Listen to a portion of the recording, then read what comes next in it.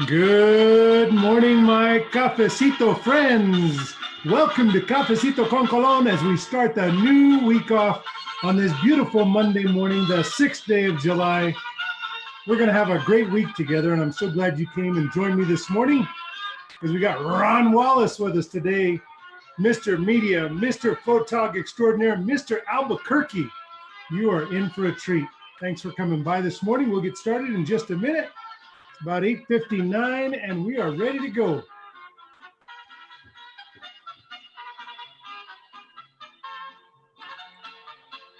While you're waiting, why don't you share this video and let others know that we're going to have a great show this morning with Ron Wallace.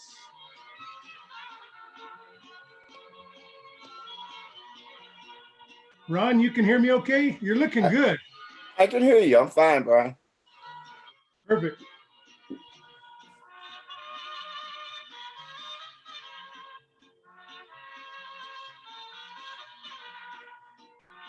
You know, normally I do about 10 minutes or 15 minutes of links and a bunch of talking that no one really is very interested in. But today we're going almost all Ron Wallace. I got about 5 or 6 links we'll put up, and then I'm going to come straight away to you right about 9:10 or 9:10, I should say. Wow, that's scary. Yes, sir. All right, let's get this show started.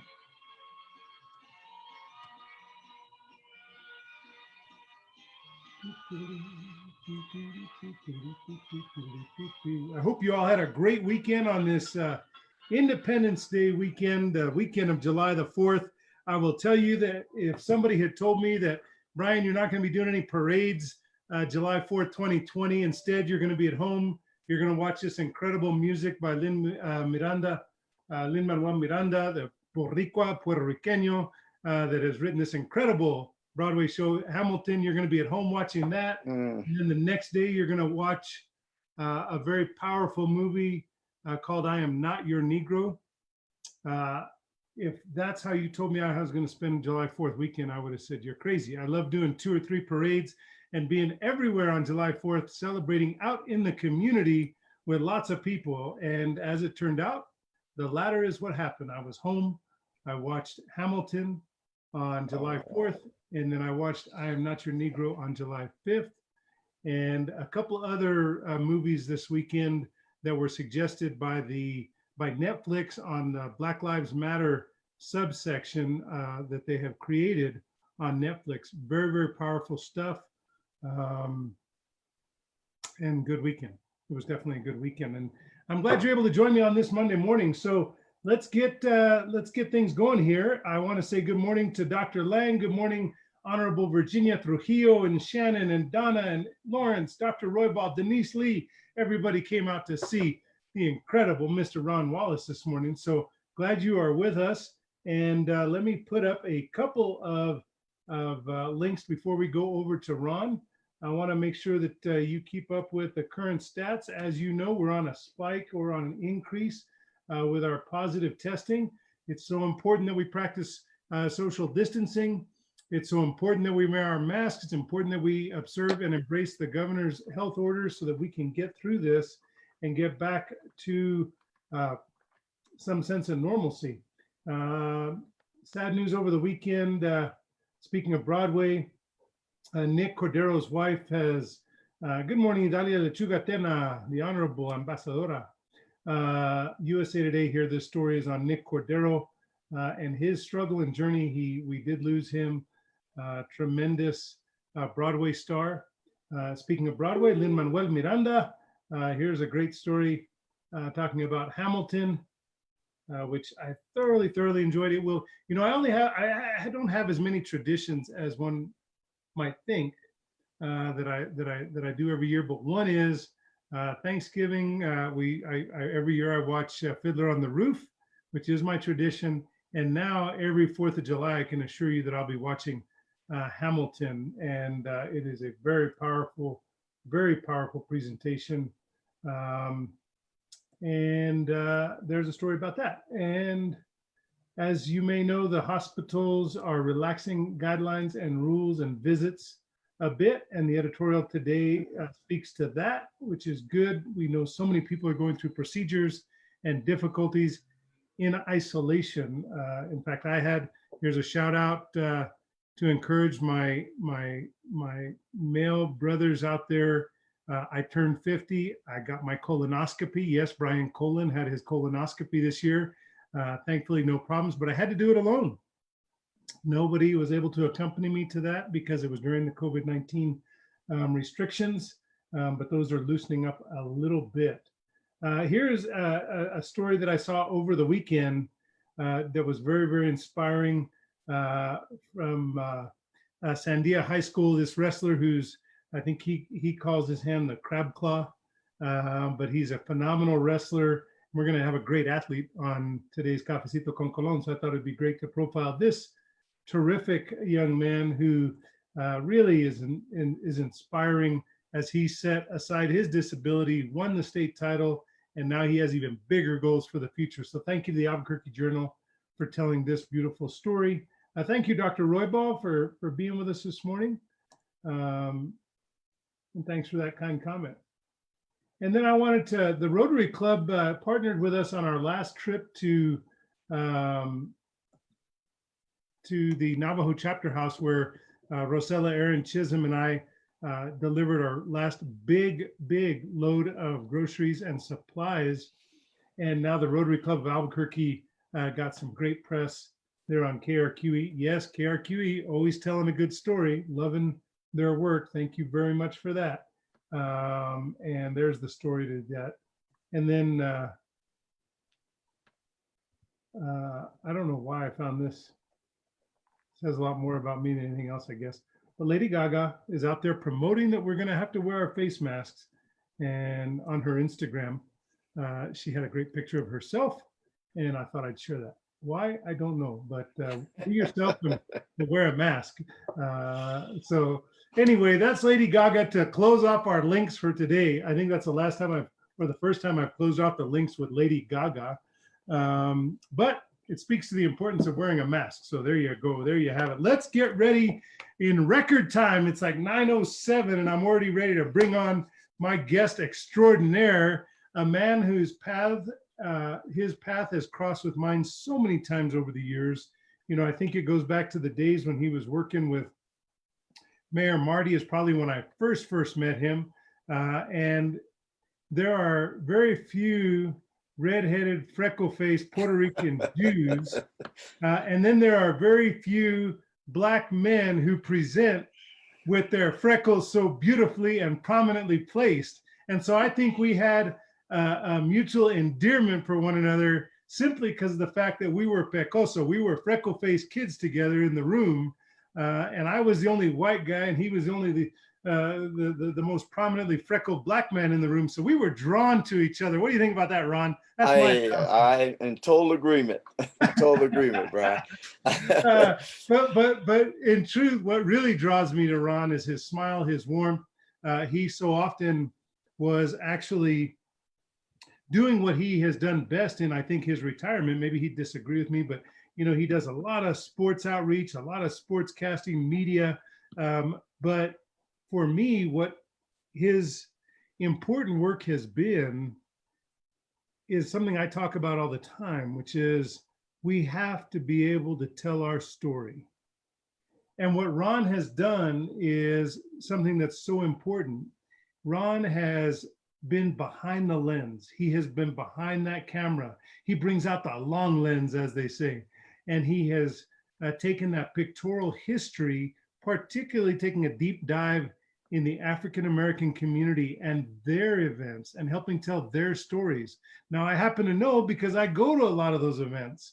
And so I've seen Ron just sweating and working and carrying his bag and his camera, and he's not enjoying the hors d'oeuvres. Instead, he's working the room with his camera so that the African-American community, the Black community in New Mexico, has the opportunity to tell its story. And I'm so grateful to him for that. Now, let me just tell you a little bit about his journey, because he's an education superstar. He's got his master's in public administration from the University of New Mexico. He went off to work at General Electric, and then he came and decided that he was going to take his talents, that MPA, and he was going to apply it in civil service at the city of Albuquerque. So he became a civil servant and had a career there, working in our community, trying to have an impact and really get to that upstream that we've talked about on Cafecito con Colon. It's like, you don't just look at the dead fish at the bottom of the stream, but you got to go upstream to figure out what's killing those fish.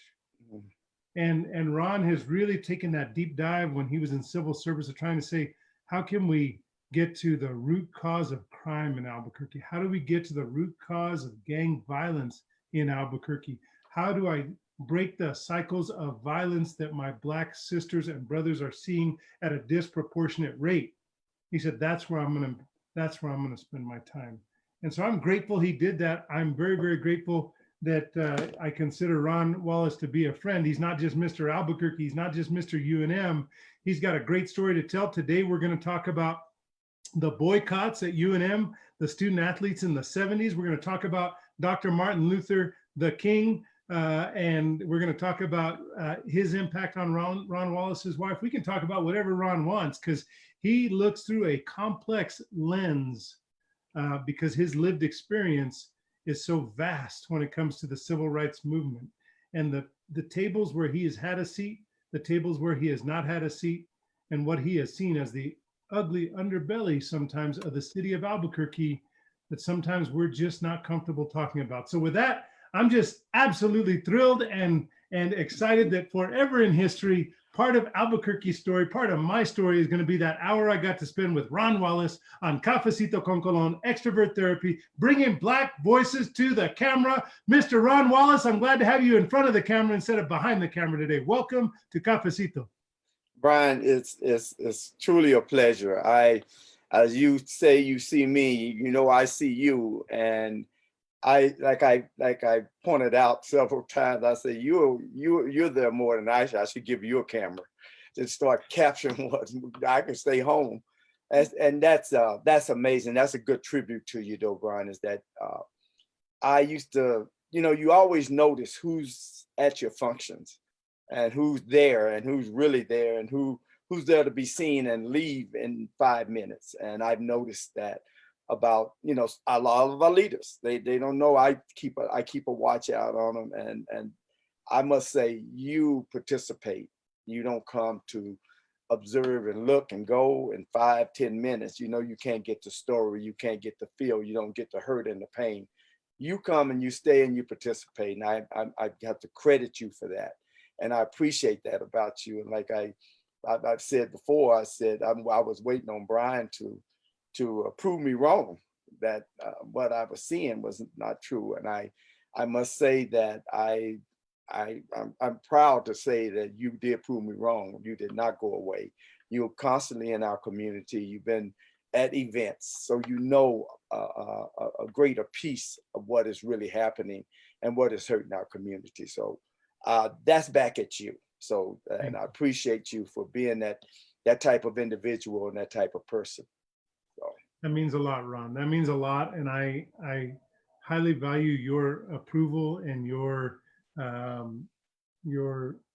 just seeing me and knowing that I don't just show up for the photo op and then I'm out. I mean, I frankly, it's not just enriched me, but I love it. I love our Black community here in Albuquerque. It's not political for me. It's a place of comfort. It's a place that I am proud to stand. It is, you know, my favorite forum from the mayoral race, which was a year long with Mayor Keller and me traveling the city together, was that NAACP forum. I'll never forget. Like I was so comfortable in my skin, even with those tough questions, and just felt the love. I mean, there's a passion in your community that I am drawn to, and that I have been for a very long time. It might be because, you know, my Puerto Rican side, you know, comes out when I look at Puerto Rico's histories and the Taínos and really that Black culture that is Puerto Rico. Maybe that's why I'm so comfortable, but I am drawn to you. I'm drawn to your community, and that's why I'm always there, and I always will be. And that's even beyond the freckles. You know, That's right. we That's have right. a special bond there, because I really, I know, I used to look at you, and you used to look at me, and I used to think, dang, he got more freckles than me. But then I go look in the mirror and realize, no, I still got him beat by a section. I don't know. We definitely own the room when it comes to the freckle contest when you and I are there. That's for I sure. know, I know. We That's make for sure. everybody else feel bad. Connect the dots on Ron and Brian. That could be a game that goes on for eternity. Uh, and I Well, our appreciate story. you invite me to be here, because it's always important to be able to talk to people, and especially when you're feeling pain, or when you're hurting, and things are going on that really just kind of wakes up all of your insights, and makes you just know you have to be a part of it. And as I'm growing older, and knowing that my time is limited, and being realistic about that, I need to somehow pass on what I know and what I feel to someone else. Someone else needs to pick up the mantle, and I realized that. And I'm looking for, try to train someone to be our media source, and that person has to be willing. And I'm not, saying something about myself, as far as in Granddad and myself, but the deal is, it has to be someone who's willing to have a heart for the community, and willing to give up and sacrifice for the community, because you're not going to make a lot of money in it, and you're not going to be in Granddad. I mean, your community ain't gonna just say, "Oh, you're the greatest and you're the best, and we're gonna give you awards all the time." The thing is that if that's what you're looking for, then this is not for you. This job is not for you.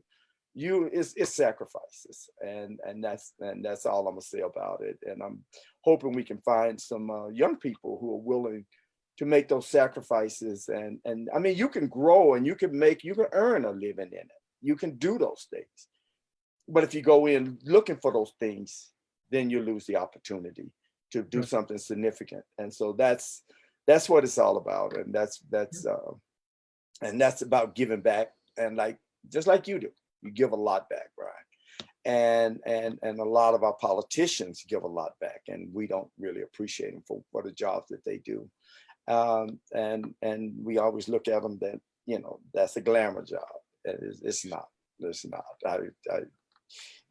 Even having to run a race to get there, and stuff, it's real hard. But we're here to talk about.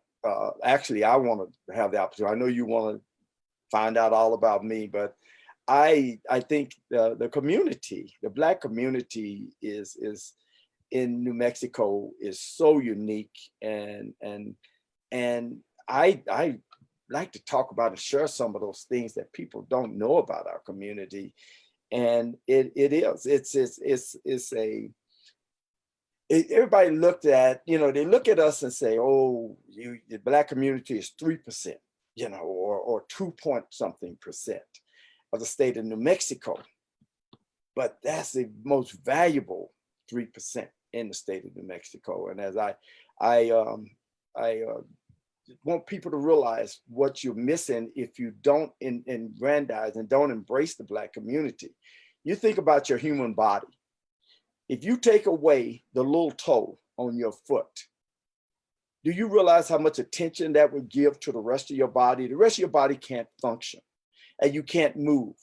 And you take away just that little toe, and say that's 3% of our community. When you take away the African American community and you don't value what they do and what they provide, you lose out, and overall there's going to be some pain. There's going to be some hurt. And you got to acknowledge that, hey, we're here as a whole. We're not here as a part. You can't say, oh, they only have 2%. We don't need to look into what their community needs. Or they only have 3%. So why are we giving them some funds to try to make sure they're strong and they're working? And see, that's what we do too often, and we don't realize. It's the value of the whole. It's not the value of what we can do without that. No, we can't. God made us that way. God created us to have to depend upon each other. And I'm looking at stuff that's happening with the coronavirus. It's not as significant to the White House and to some of the other politicians because it's not affecting white people as much as it is people of color. But you don't eradicate it for the people of color, then it will destroy you as well. So I'm just saying, we have to work as a whole, and that has always been the foundation of my belief, is that I value any and everybody who's willing to work together. I think that's a beautiful message. I think it's absolutely spot on. The White House isn't paying attention because it's not a white crisis in the way it is for the communities of color, because we know that the African American community is more deeply affected by the impact of COVID-19. We know that the Latino community, the Hispanic community, is more deeply affected than their proportionate white members of our community, and this is a substantial issue. And it's you can talk all about what's upstream, whether it's the initial poverty, access to healthcare, underlying health conditions that have been unaddressed and untreated for generations, right? Because we know so much of that is hereditary. It's intergenerational lack of access to healthcare that has put us in a place today where the COVID-19 is absolutely disproportionately affecting our communities and families of color. So thank you for putting kind of an exclamation mark on that, Ron. I haven't really talked a lot about that on Cafecito. We've talked about it a little, but not a lot. So I appreciate that. Why don't we talk about maybe your experience? I want to take us back to maybe a little journey through history that we haven't talked at all about, Ron, which is something you participated in. Tell us where you were in the 70s. You can certainly go a little further back if you want to talk about the Good Doctor. But I definitely don't want to miss the opportunity to talk about your experience at UNM and the boycott that you led and were a part of. Well, Brian, is that was a major part of my growth period, and it really meant a lot to be a part of that. But it wasn't easy, Mm-hmm. and nothing that you really gain as significance for you is easy. And if you look for it to be easy, it won't be significant. I look back at growing up in Dallas, and I'm gonna, if you don't mind, if I go back just a little bit, so I can give a little bit about my history. I grew up in Dallas when right around when they were getting ready to start busing and desegregation of high schools and stuff. And I was comfortable going to an all-Black school. I look forward to being able to go to the same classes my older brothers and sisters went to. And then when they came up with this, segregation, and they started sending us to white schools, it was a major eye-opening experience because neither one of the groups wanted to be together. We didn't want to go there. We didn't want to give up our existence as a Black school to have to go to a all-white school. And that was the scenario where we were. And being an athlete, going into that environment and being devalued. The Black athletes were not valued going in. They were not winning positions. So it was really a tough experience growing up in Texas and being part of the lines that breaking down the cultural differences and the racial differences. We were the ones that were the guinea pigs. I'm going to put it like that. That had to be the ones that had to break down those barriers. And so ironic, I ended up going to a Dallas Jesuit recruited me to come play sports for them. And that's where I ended up going to Dallas Jesuit, and I got my my scholarship playing at Dallas Jesuit to UNM. And then, and so you still don't have a good existence because going from all Black school to an all white school, the Catholic school, Dallas Jesuit, was another experience. And then coming into UNM, it was uniquely different because that was the first time UNM had recruited that many Black athletes. And so coming from all of those interracial experiences in Dallas and trying to come into UNM, which was a new experience, and being the first time that they admitted that they had recruited that many Black athletes to come. Football, it was like 20 something, and baseball, basketball, those were greater numbers than they had in the past. And so we got to know each other. It was still, you could be integrated, but still be segregated. And that's what I would say UNM was. You know, we played together, but we didn't socialize that much together. Black athletes were generally engaging with Black athletes, and white athletes the same thing after you left the football field or the basketball court. And so there was several different things of problems that were happening. It was new to the coaches too, because they had to adjust to certain things dealing with Black athletes and learning that you know, the things that they didn't know, that being around that many Black athletes being here at the university. That's what James Baldwin says. You know, he pointed that out so beautifully last night when I watched I'm Not Your Negro. He talks about, and I put your quote there, Ron, you can be integrated but still be segregated. And I think that's a powerful quote that I thought about last night, because Baldwin says, you know, we're integrated until we leave the front door of the schoolyard or the school building, because then we go into our own little communities and we're still segregated. So are we really and truly integrated? And I just think that was something that I hadn't thought a lot about until last night. So I appreciate you bringing that up. You know, just think about how much more powerful we would be if we valued everybody. You know, how much we can learn from each other and how much. So what was that like at UNM with that you being the first prominent cohort of Black athletes, and then you're on campus still segregated, so you're walking through, people are looking, kind of going, man, something's changing here. What are all those Black athletes doing here? Well, and it was just you know, we were coming in, and what was good for us is that we had some seasoned students who were still here at the university, who were here, and they helped us to adjust, because we, you know, it's an adjustment period. I don't care what people say when you come to New Mexico. It was a major adjustment for us. You know, we were not used to having to, you know, to learn different things about New Mexico, and it was New Mexico was different and unique from Texas, as far as how people treated you and how you were addressed. So it was a learning period as well. But I found New Mexico to be more accepting of African Americans than I found in Texas at the time.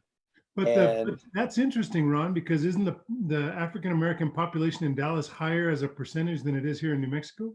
Yes, yeah, but see, in Texas, African Americans, you live in communities of African Americans, and there are communities where African Americans can have their own identity, have their own culture, have their own businesses, because you have a Black community.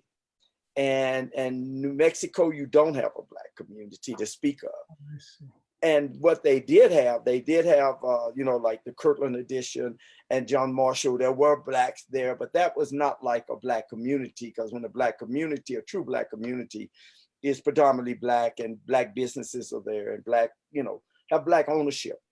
And yeah, when you can list all our Black businesses in Albuquerque, all in one little space about that big on a little flyer, you know, you don't have a substantial number of Black businesses. That's and I'm glad to say that is changing, Brian. We've actually started documenting the Black businesses years ago that were here, and the numbers have grown, and sure. The numbers have grown and grown and gone back down and grown.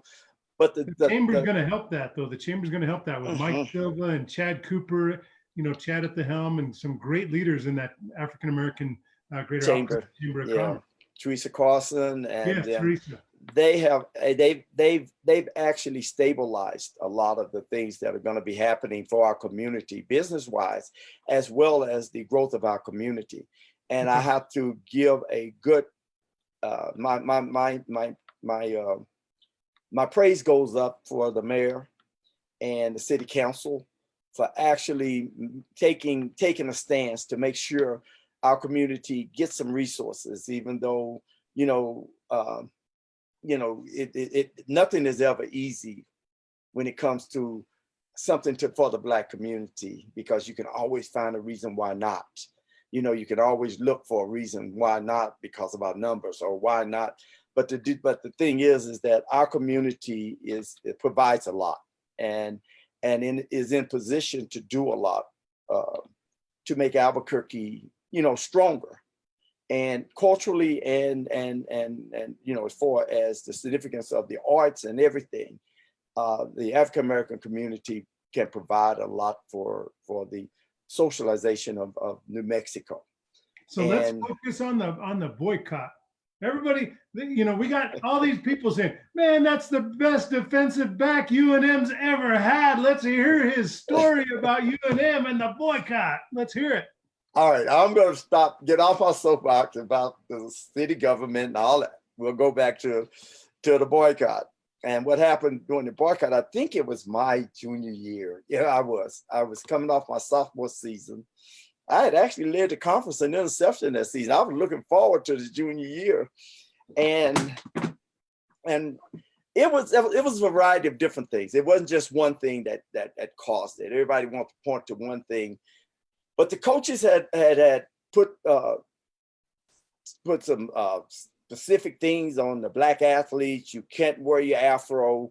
That was a culture thing. We were used to having afros. They wanted us to cut them way down. You couldn't wear facial hair.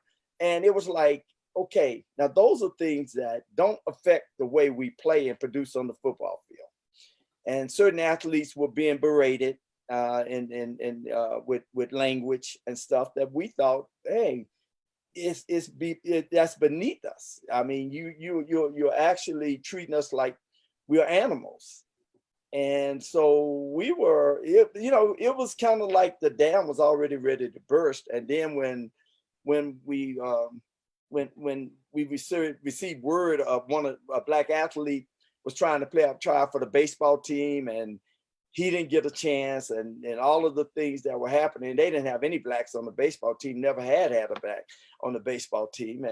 And so that was kind of like, hey, man, what is going on here? We're not being treated right. We're not being treated fairly. And there was several instances of a whole lot of stuff that was just boiling over. Mm-hmm. And so we met as a unit, the basketball team, the tracksters, and we were discussing, what was going on in each other's sports, and all of those things were unfair. We didn't have a voice on all of these Black athletes, and we did not have any Blacks in administration, no Blacks over at the UNM administration component, and very few coaches. And I think we had, I remember Gene Huey, and I think he may have been the only Black coach at that time that we had, and we didn't have any interactions with any of the coaches, Black coaches, because there were only one or two, maybe. I can't remember the basketball team, whether they had one, but we had no representation. And we had several players in every sport, but no representation for the Black community, the Black players there. And all of our needs were not being addressed. They would never listen to anything we had to say, and we had no voice. So, and I say thank you to Dr. Harold Bailey and Reverend Bagnell, who were over African American Student Services at the time, which was called Afro Studies. And they met with us, and we talked about all of the things that were going on. And at the time, how a perfect storm comes together is, I just remember Dr. Harry Edwards' book, The Revolt of the Black Athlete, was out. And so there was all kinds of things coming together there, that we had a book to actually talk about how valuable we were and how important it was that we stick together. And so we went to the Dr. Bailey took our request to to LaVon McDonald, who was the athletic director, and to UNM, and they didn't see the need to do anything. And so our move was to just walk off from all sports. And so football was not in season then, but it was track and basketball and football. And so we left all sports, and football was hurting because the season was about to come up, and they were wondering, hey, we better get things done. So we went to the table several times, and no agreements were made. And it was painful for all of the athletes, because we were coming from poor backgrounds, poor homes. And there's no way we would have gotten a scholarship. We could have paid for a scholarship or paid to go to college. And so we had to make decisions. It was, we're giving up, scholarships. We're giving up. And me coming into my junior year, I'm thinking, okay, I could go to another school. And we all looked at all the options we had to us if we stood up and made the boycott, rode it to the end. If they just took away our scholarships, then what were we going to do? And we all started calling around to see what we could do, because we were prepared to ride this out. And so the other, what came up is they came to us and they made this announcement. Okay, we're gonna look into all of your demands. We want you to come back to play sports for us now. And what they were using it, which was really bad, was they were using it to eliminate some of the athletes they didn't want back. So they said, oh, so-and-so could come back, so-and-so can come back. So they were eliminating about six of the football players that they didn't want back, because they felt they were too vocal. But what they didn't look for is that we were standing together, and none of us went back. They couldn't divide us. And that's a ploy, is to divide and conquer. But they couldn't divide us. We all stayed off and until they took everybody back. And they had to take everybody back in all of the sports that walked off. And that was the extent of it. We did get a Black counselor at the time, but they didn't fully bring somebody over to be the full-time counselor. They were giving us access to some of the teachers who were there. And that, it's what was needed at the time. They did not really facilitate a full implementation of, but it would have saved them a whole lot of problems if they had actually listened to the problems then and made the changes that they needed to. They did make them eventually, and they did make some, but they still had other heartaches, because there's a time when the basketball team on its own just would not play basketball. And they missed doing the season because of things. But see, these are things that the university, by not adhering to hey, this is a problem, and this has been a long time problem, and thinking they can just ride the wave because it'll go away. That's unfortunate, because a lot of players suffered behind it, and the university suffered inadvertently, it suffered unnecessary problems behind it. But that was being a part of that, and knowing that you're sacrificing your future. In essence, if you can't, you're not going to get another opportunity to go to school because somebody's paying for your scholarship. And then you go home and you're thinking, okay, if I go home, I'm going to get a job and I'll be another one of the, another member that just did not make it in school. But it was important for us to make a statement. And it was important for us. If you don't sacrifice something when you're making a stand, then you're not, you're not going to value it. So if it doesn't look like it's a sacrifice, the value will, it will be devalued a little bit by yourself. And I realized that growing up and watching that, what we were able to do and why we were willing to sacrifice. And that brings me, if I can talk a minute about the young people today, to congratulate them on what they've done, because they have made a major difference in the United States for a cultural change. And what they showed is that the fight is not a race. It is all races fighting together to make America and to make this world better. And the only way you can make it better is you make it more equal. You make it, and it a little bit, it changes a little bit at a time, but it has to change. Right. And the young people did such a significant job because they didn't back down. They didn't stop just because, oh, we've been doing it for a week, let's stop. But no, they stood the course. And I sat back and I watched, and I just enjoyed the resilience of them day in and day out, and the statements and staying together. That has been one of the most significant things that I've seen in my lifetime. I was young when I watched Dr. King and the marches and everything, and I value that. I mean, that has been the most important thing that I had witnessed up until what is happening now. And talk a little bit about that, Ron. Talk about a little bit of that. Take us back to that, because I know you and I were sharing a little bit off camera. But what gave you this heart and passion for social justice and for this movement that you've seen go from a moment to a movement? And, I've talked about this not being a flashpoint, but instead a tipping point. And after 5 weeks of having Black voices on Cafecito con Colon, only Black voices, this really has been a tipping point for me and for so many others.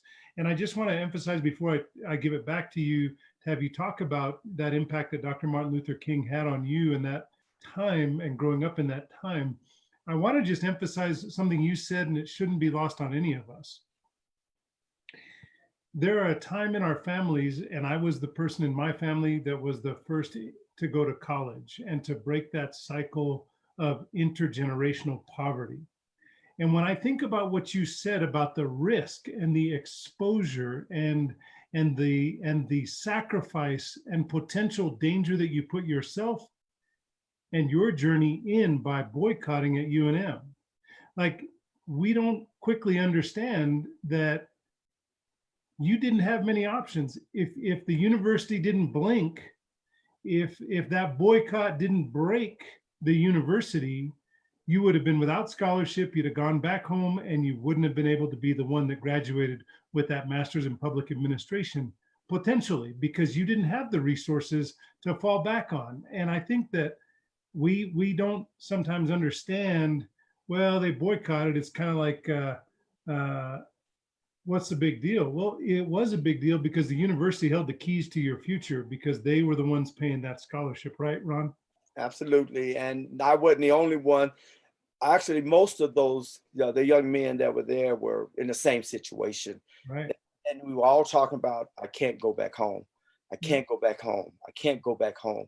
And that was, and in those meetings we would have, that would be, Brian, those would be like, you think people were about to cry, because they knew how important it was to be a part of standing up, but also how much their existence here at the university meant for their families.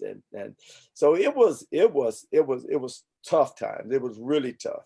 And that's why I credit Dr. Bailey for being so important for us at that time, because he was, and when I look back at it, we were 18, 19, and Dr. Bailey was in his 20s. He was in his 20s.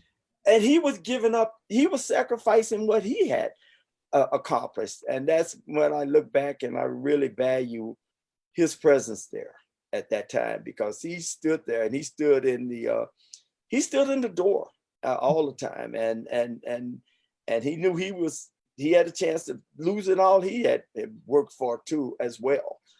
So it was really a time of sacrifice, and it was a time of growing up, and we grew to be men through that. And we grew to understand, what we need to do and to help each other, and not be, it's never all about you. It's about what's going to happen behind you, and what's going to happen, and who you're able to impact. If you ever always think it's about you, you always lose the potential to make a difference in the lives of other people. Right. And so, I'll So go talk back about, and look at me when I was a kid and watching yeah, Dr. King. It yeah, was, and just the looking at that, you had pride, because you never saw Black people be able to have a voice. right. And here you are watching Dr. King and the march and everything, having a voice, and you're young. Young kid looking at this, and it makes you know that Black people do have value. And I think that's what I drew from that, is the value of Black lives, and the value of our race, our communities, and those things. And it was a time of pride, and then not too long after it was a great time of sorrow, because and having to watch Dr. King being assassinated. But the good thing was his work did not die with him. And that was the most important thing. And that's what we have to look at our lives as. We got to do some work that won't die when I die. And that's what I want to accomplish in my life. And I want to be able to do something significant. And that changed for me. I couldn't tell you exactly when that changed for me, that I knew that I had a calling to do something that would make significance for the community. But when it changed, yeah, it made me put everything in perspective. It made me put finance in perspective.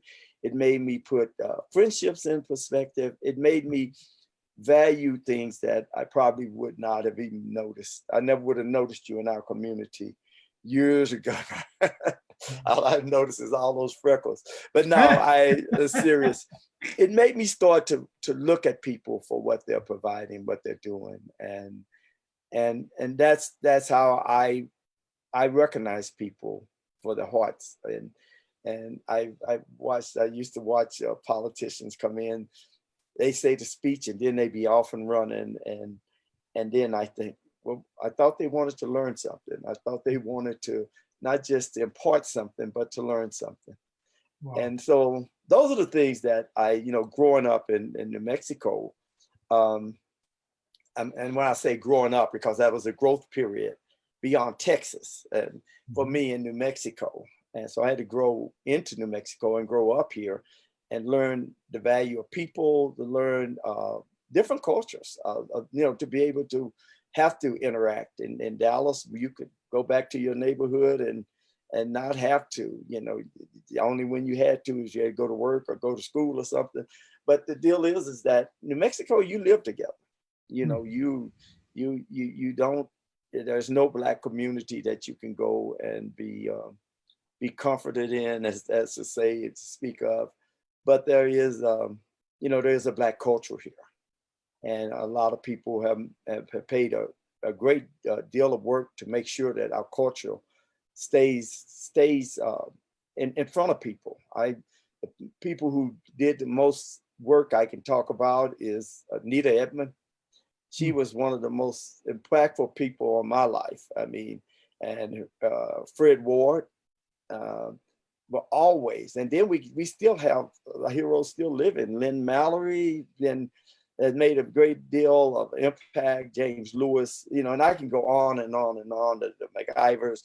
These are all people who have paid such a great deal. And I better say the Padres or Joe won't let me in I his was going to face say, again. you're missing a couple there. You're going to get in trouble. I know I always I get in know, trouble and I for hate doing I that. started on it because there's so many more who have done such a great, who have laid a great foundation, and their families have been a great foundation, and that's part of what we're trying to do. We're trying to capture those.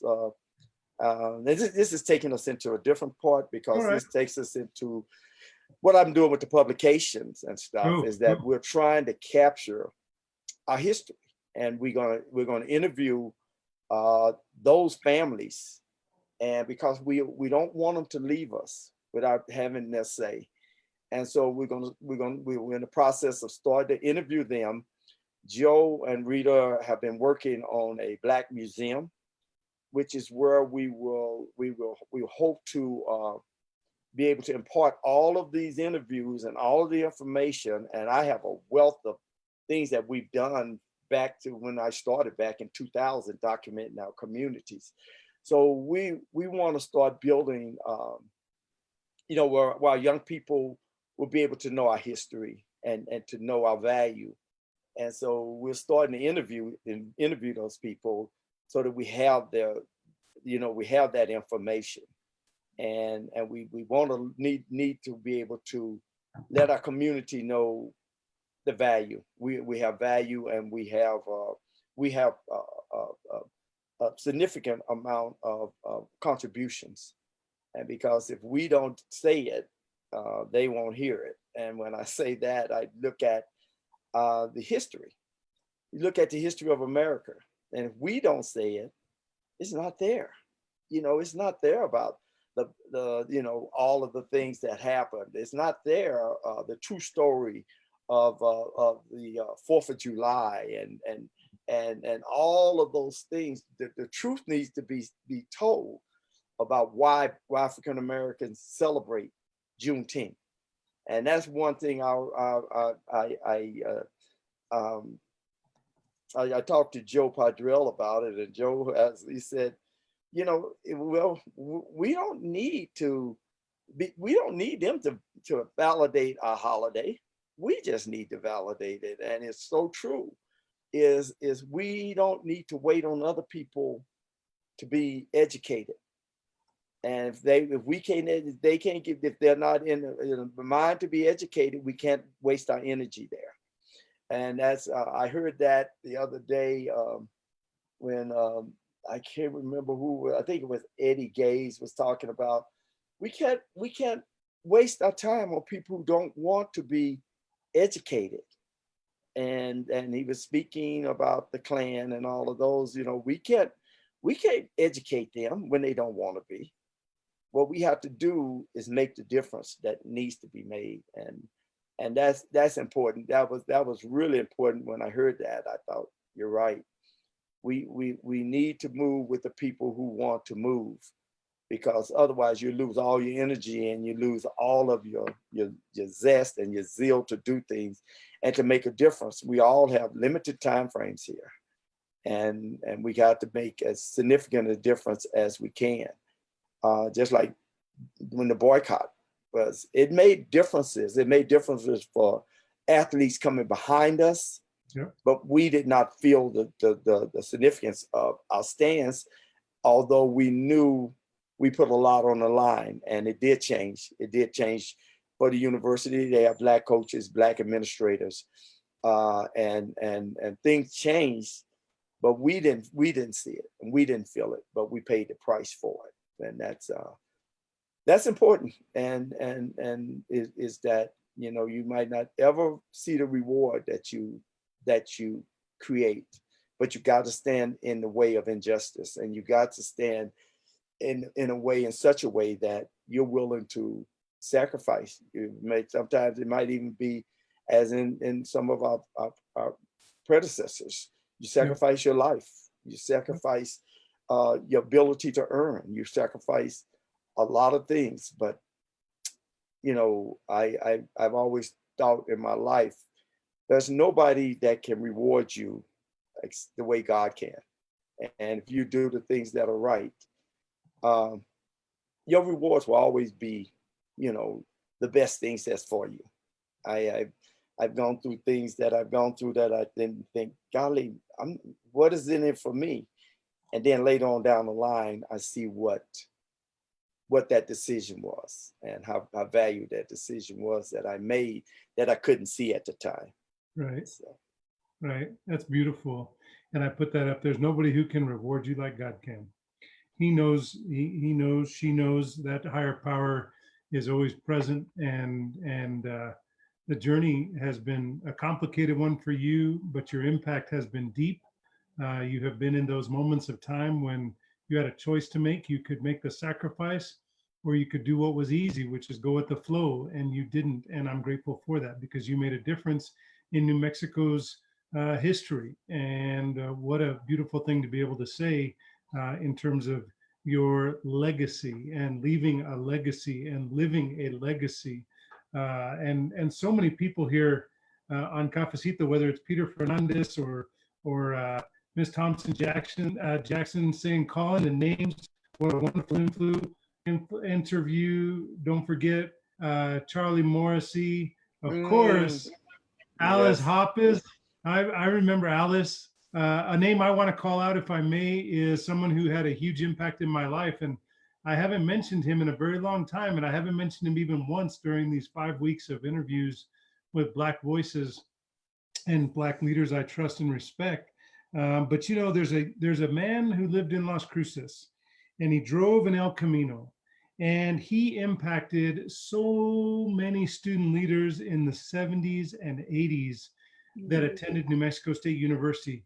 His name was Bill Williamson, and we used to call him Mr. Bill. And for those of you that are NMSU alum, you know who I'm talking about. And he had this old typewriter, and he used to smoke like a train. And you'd get these little confidential letters from him that he'd type up on his old typewriter and give them to us. And he was that, you know, they talk about, I'm a finance guy, I can't remember, but the invisible hand in the economics and the economy, the invisible hand. Somebody help me out. But Bill Williamson was the invisible hand that was crafting and helping young people lead at ASNMSU for decades. And he was such a beautiful, beautiful man. I don't know why looking at you made me think of Bill Williamson, Ron. Maybe some of my old colleagues down there would agree that maybe there's just something about you that comes across like Bill.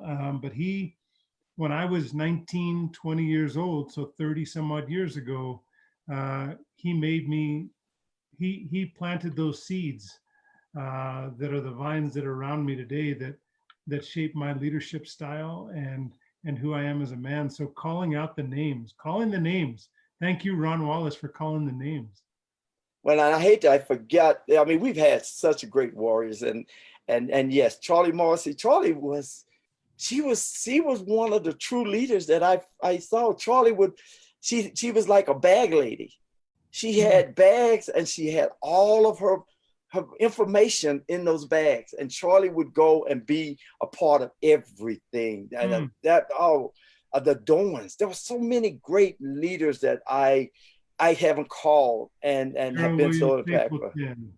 Oh, and you look at look at Jane and Cheryl there, and I just value the fact that their legacy will probably never be duplicated. You know, to serve such a long period of time in political arena, there'll never be.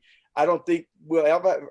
I've been thinking, who's going to run for office? We're trying to get somebody to run Harold for Pope office. Jr. He's going to be the first Black in the upper chamber, the New Mexico Senate. It only took us, what, 108 years to get it right. Let's send Harold Pope Jr.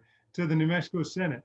Well, I'm glad you made that statement, Brian, because yes, Harold's a fraternity brother of mine, and he'd have shot me if we didn't give him a shout out. I didn't remember that he was your brother. I think I knew that and I forgot. So I'm glad you mentioned that. But it's been a tough journey, and it's been a good journey. But if you don't learn along the way, then you can't value anything, your ups and your downs, everything. God has put you here, and he has a journey for you. And if you know your journey is not to make everybody to make $1 million. There's some people who are destined to make $1 million and are designed to make that. But find out what your challenge is. If it was for me to make $1 million, then I'd have went that route. But I think if I go all the way back, my grandparents who raised me, because I was sick when I was a baby, and they had to send me to the country to grow up. My grandmother came and got me. She said, I'll raise it. And she took me there because my asthma was so bad. And I grew up there, and that's where my foundation to help other people began. And that's because I watched them and I observed them. And they were such a lovely, lovely, lovely couple. And they trained me in so much, you know. And then my family has always been close knit. We were eight of us, and we never knew we were poor. And when they say that you never know you were poor, we never knew we didn't have a lot. My mom, she provided so much for us. So it's you. All you have to do is look back and look at who raised you, look at who influenced you, and just take inventory of your life. And then you know your journey.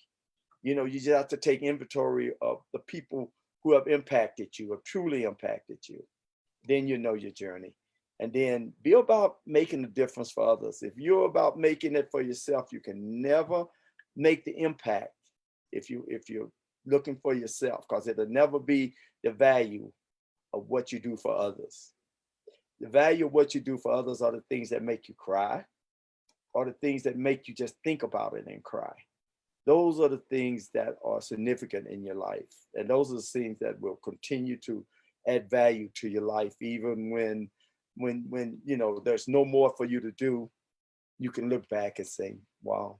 And the people who you don't know you've impacted, you never know what you've done if you just stay the course that God put you on, because you're going to make a lot of impact. What makes Ron Wallace cry? Oh, I can, man, I'm about to cry right now. It's I could be driving down the street and see somebody on the side of the road, and I can't get to them or something, you know, because I always keep money in my car. So I know people say, oh, those people, they're cheating, they're doing this and doing that. That is not my call. My call is not to try to guess what you're doing. If I'm in a position to help you, anytime I'm in a position to help you, that is my call. And I can just see pain. I can see injustice. And those things just make me start crying, you know, just in the middle of anything. But then I realized, you know, crying is not weakness. Crying is something that invigorates my soul. It makes me know that I have another step to make. And so, I don't know, and I've always had I've always had a soft, what my grandmother called it, a tender heart, you know. And that means that somebody can touch it easily. But the deal is that, you know, it doesn't take much. It doesn't take somebody inflicting pain. It's pain itself that can make you cry and make you realize the value of what your life is. So. Well, I think you've touched a lot of hearts this morning, Ron. You've touched a lot of hearts over time there. I hope you'll take a moment to review the comments that were made today. And your mom was right. You've got a tender heart, but you've also got a gift to be able to touch the tender heart of others. You know, a lot of tears I've shed on this Cafecito con Colon over the last 5 weeks, and most deeply with my dear friend Tommy McKinney Jr. We bawled like little babies on this show, and went back and watched it, and I was like, Tommy, we were crying so hard you couldn't even understand what we were saying. I mean, that's not very good. That's not very good video. That's not very good video. But thank you for your candor, and thank you for your love and friendship over the years, and that warm smile you know, you talk about me walking into all those events. I was always greeted by a very consistent smile, and that was the one that was behind the camera, yours. And I just appreciate that a lot. And I'll keep coming back. Brian, thank you for being who you are, and thank you for the opportunity that I had to get to know you even before I knew you. I actually felt you. I felt your spirit, and I felt your heart. And even when I said, I ain't gonna vote for Brian Colon, oh no, not this time. But like I said, you proved me wrong in so many instances of things that I didn't understand, and you kept proving me wrong, which was good, because I learned from that moment that Brian is for real, and I don't need to cast judgment because I know who he is, and you've been that way, so that's a good thing. Wow, nothing else to be said. Man, that's it. That, ladies and gentlemen, there you have it. You have the beautiful Ron Wallace, UNM fame. You have just listened to a man who has lived and had the courage of his convictions to do what was right, regardless of the sacrifice, just like so many of the other guests we've had on Cafecito con Colon, because here it's just true talk. And I'm grateful that Ron agreed to come on this morning. I'm grateful for his love and friendship. Ron, we'll just keep doing the right thing. I got to tell you, we got a great week in store. We're going to have Bev McMillan. We're going to have Bev McMillan. We're going to have, I mean, we got so many. I'm booked all the way till next week. I got Joe Padrell coming, not Joe Padrell. We're bringing on Byron Padrell. Byron. We're going to get Joe, but Byron's coming on. We've got, golly, we're completely booked this week, and I can't remember who it is. You know what? I'm gonna turn off the music there just so I can. Oh, Khalil is coming on tomorrow. You know, he did a great job running the governor's listening event with like 500 people on there, and so Khalil will be here tomorrow. Cecilia Webb, that Train to Glory, is going to be on Wednesday, and then on Thursday we're going to have Bev McMillan, and then we got Mr. Padrell, and then we got. It's just crazy. We're booked all week long, but we led strong this week, starting out with Ron Wallace. It's going to be a beautiful week. Ron, thank you for being on Cafecito con Colon. We look forward to seeing you again soon, my friend. Brian, it's been a pleasure, and thank you, and keep up the good work. I would definitely be listening in. I want to put a shout out to Alex Horton. Tell Alex he owes me a phone call. Well, Alex has been on here. Elizabeth has been on here. Alexandria is on here. Sean Cardinale is going to be. He did a great job. I posted posted up. You know, he did yesterday. Frederick Douglass's presentation on July 5th, right. And then I shot him back the ancestors of Frederick, or I'm sorry, the generations that followed the prodigy of Frederick Douglass. Recanted, is it recanted? Is that the right word? Not recanted. What do you call it? Ron, I'm losing it. You ain't gonna make me mess up. They did his they recited, not recanted, recited that speech like Sean did, and I posted that up. So a lot of good stuff, but take some time to listen to that July 5th speech that Ron led with this morning. You know, he talked about that very early on in today's interview on Cafecito con Colon. So thank you, Sean, and we'll look forward to seeing you all soon on Cafecito con Colon. Thank you, Ron Wallace. You're the best. We'll see you soon, Mr. MPA, Mr. UNM, Mr. Albuquerque. You're the man. Take care, Brian. All right, you too, Ron Wallace. Bye-bye.